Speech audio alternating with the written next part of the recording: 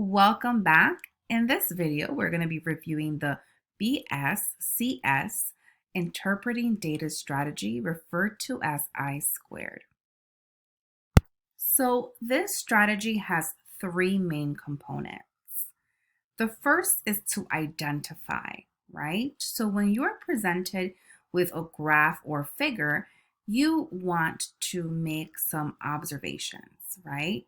So what are some things you observe, such as trends, changes, differences in the graph or figure? Now you want to actually record those observations. So you're going to draw arrows and you're going to write a what I can see comment. Now that's part one. Part two entails an interpretation.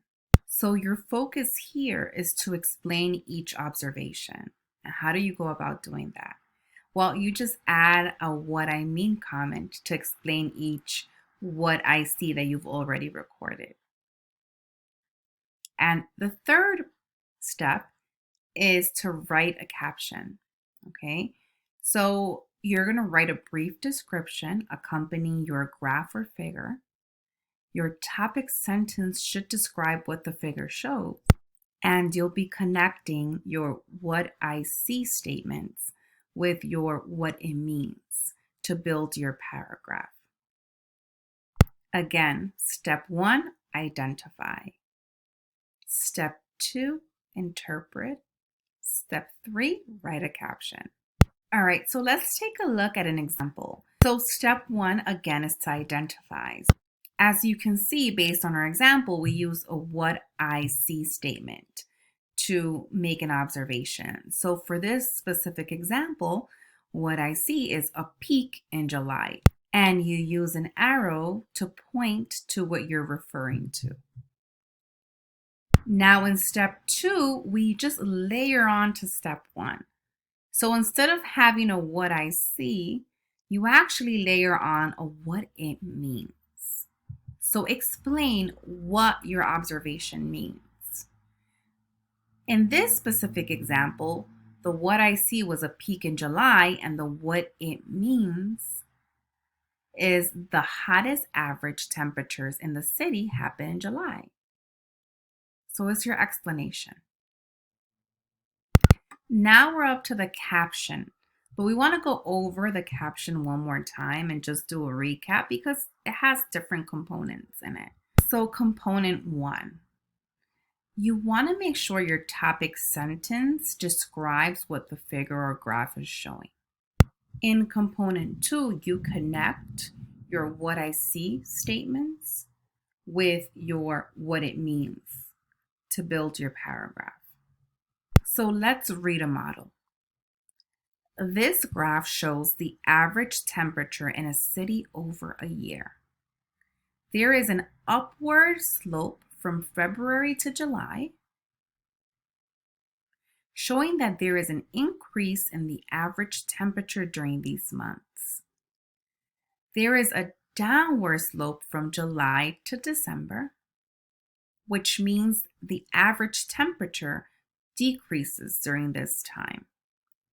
There is a peak in July, which shows that the hottest average temperature in the city happens in July. The peak in July also means that the city must be in the northern hemisphere. So for your caption, you did just what we recapped, right? You started off with your topic sentence, and then you brought all your what I see and what it means notes together, and you married them so you can form a cohesive paragraph that ultimately explains what's happening in this graph. All right, so what I've done is I have created a template to help you practice your I-squared strategy. So step one, you're going to draw arrows from the boxes to the appropriate place on the graph. So there's several boxes that I've already included.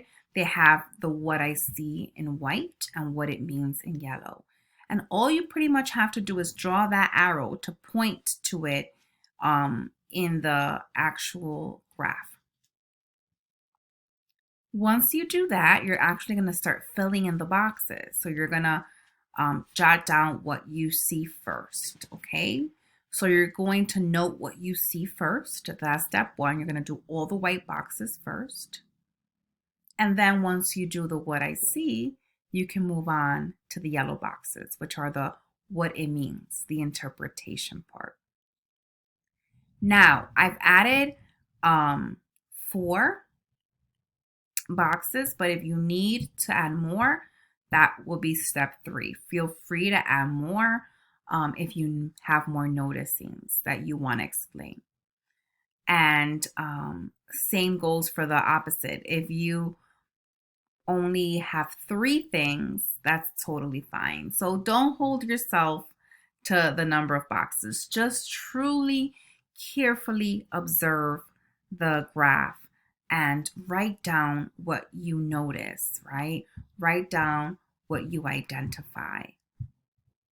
And then follow that with the explanation or your interpretation.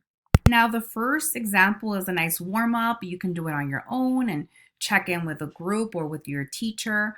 And when you're done with the warm-up and your practice, I've also included a second opportunity for you to apply what you've learned in regards to the I-square strategy.